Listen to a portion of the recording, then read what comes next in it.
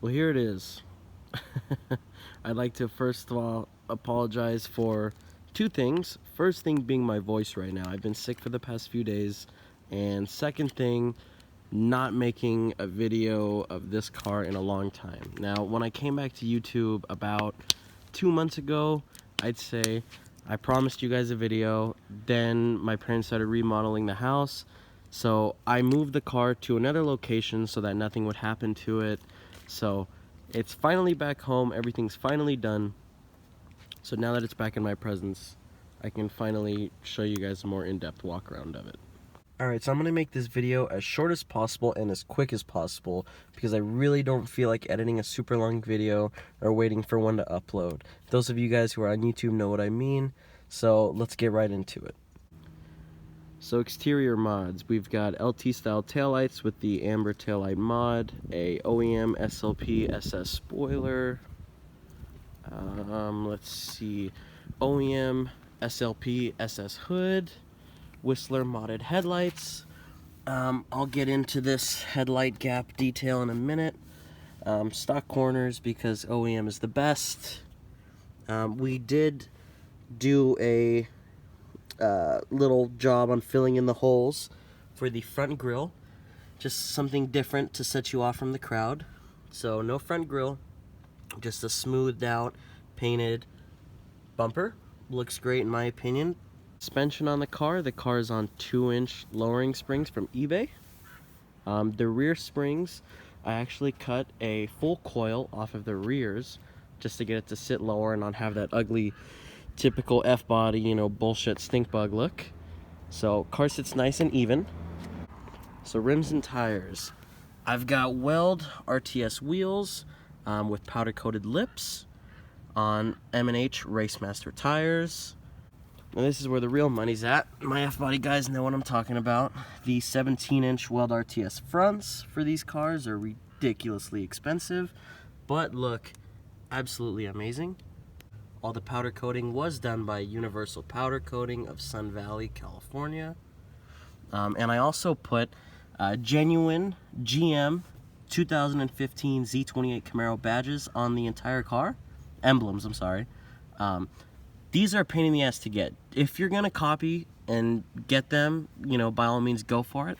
Do not get eBay ones. The eBay ones are fake, even though they have the little GM, you know, sticker that they put next to them. These emblems costed me $60 at dealer price each. So just these emblems are a pretty penny.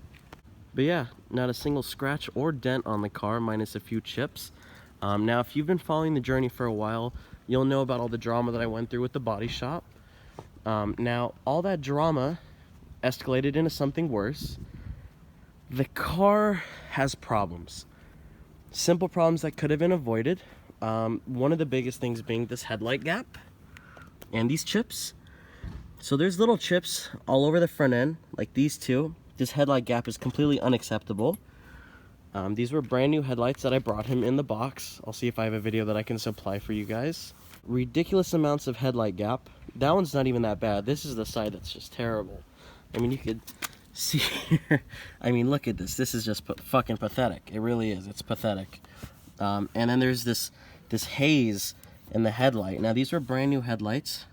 He must have painted something in the shop. I've tried blowing them out already. I've tried cleaning them. It's like some sort of clear that got inside the lens when he was at his body shop. So I've tried getting new headlights from him, and he's up and ran. So no headlights for me, just shitty ones that don't fit right, that are fucked up, non-adjusted, and all that sort of thing. There's little things. It's got one chip on the hood. That's another funny thing. The hood that I brought him was a red one, and if you can see that under the chip on the hood, it's bright red. Bright red chip on the hood. There's a little chip on the bumper here. Like I was showing right here. Little chip right there where we molded the front bumper to look smooth. Get rid of those holes. But yeah, not even 1,000 miles on this car since I've gotten it back from the body shop, and chips. And I avoid trucks as much as I can. Now that's not no big. I try not to let that stuff bother me. You know, rock chips are gonna happen regardless on any type of car. They will happen. That's not a chip.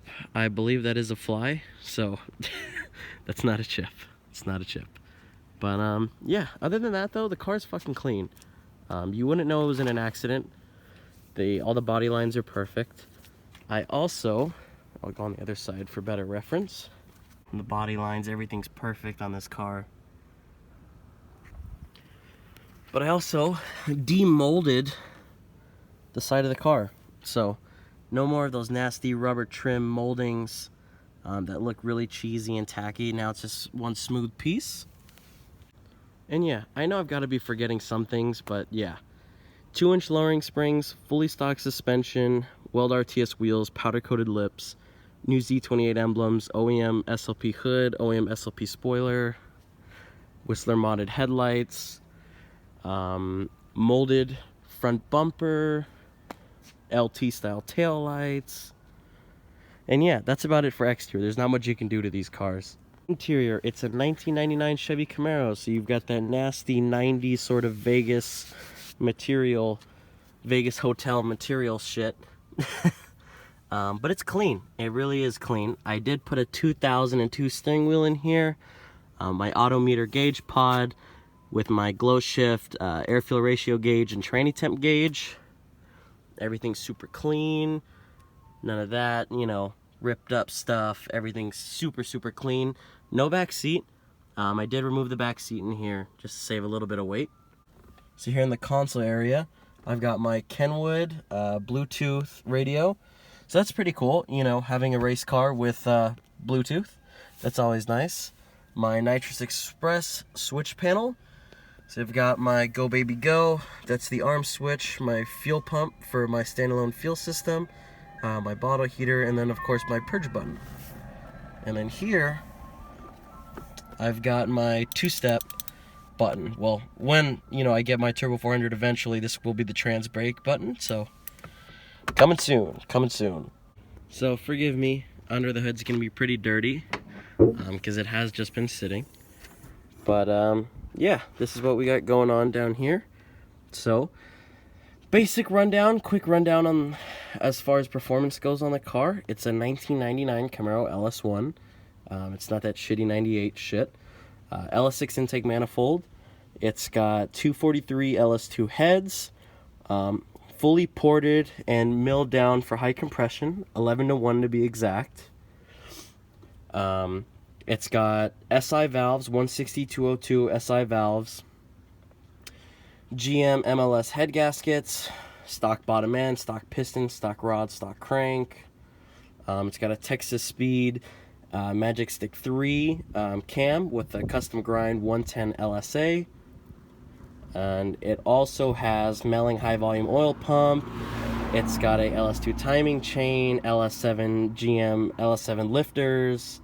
It has the Texas Speed push rods. It's the whole, you know, Texas Speed cam kit, minus the headwork. So all the headwork I did on my own, and then I just bought the cam kit from Texas Speed. So custom grind cam, all those shenanigans, and then I obviously did fully done up, you know, I fully did my 243 heads with SI valves and milled them for high compression.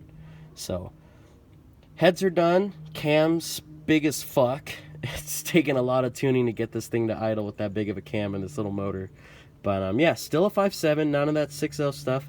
Not yet, at least. I think definitely once this motor goes, I'm going to have to go up to like a 408 or something like that so I can keep up with the big guys. But other than that, as far as the Nitrous System goes, it's a Nitrous Express plate kit.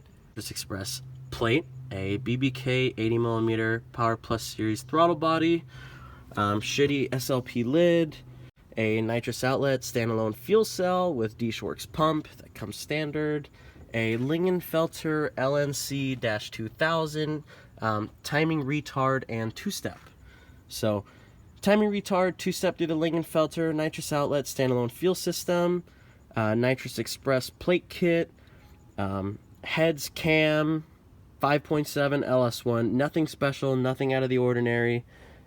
It's very simple, very basic car, but it does what it does. You've seen the videos of it running. It definitely doesn't let me down, but it is what it is.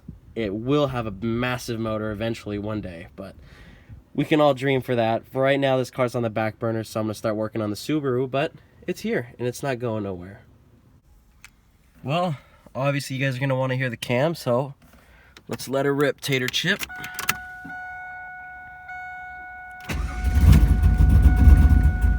Fires right up, no problem. Completely cold.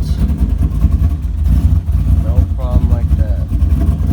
No corners were cut in this build, and I still got a lot to do. Next up is a rear end and a tranny, then we'll be ready to bust some ass.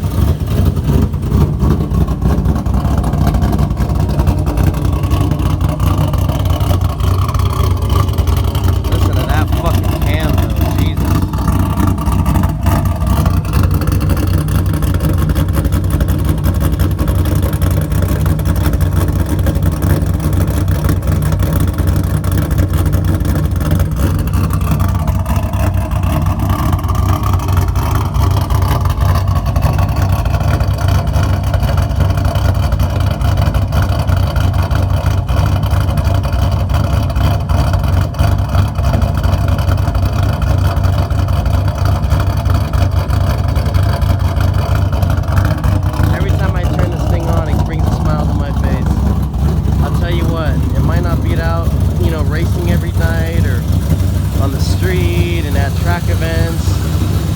And it might also be the fastest when I'm ready to put it at its full potential. But I'll tell you one thing though, it has got to be one of the prettiest F-bodies out there. And a healthy one at that.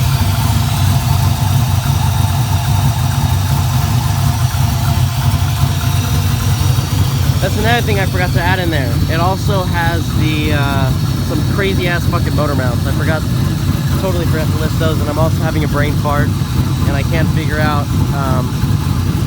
Are they energy bushings? I don't know. They're the red ones, but pretty bitchin' motor mounts. Not solid. I didn't want to go that aggressive, but they get the job done.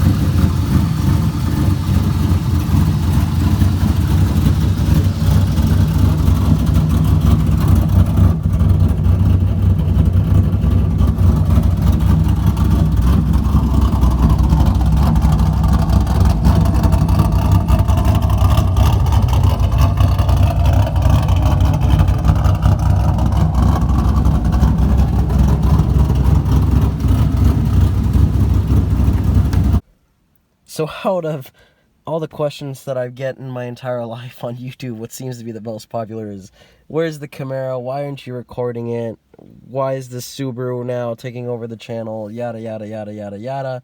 Bring back the Camaro. The Camaro's here, and the Camaro's not going anywhere.